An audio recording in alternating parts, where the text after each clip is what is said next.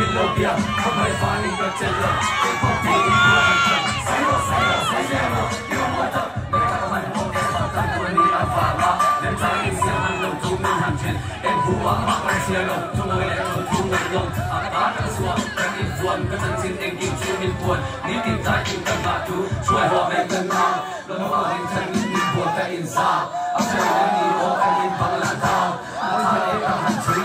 vì ông thành xuống của kể ní in xuống về dòng sự hóa họ hiện là tan vào các cặp đôi kể về là thế là có cái tên ăn say mình ta cái đầu em hầu gì sẽ luôn mình em thôi là em một té như la xe như la in hệ như la đầm lại qua kim xe như la hả hẳn in gì đó về thế cho cái nhau lên luôn là lên em mày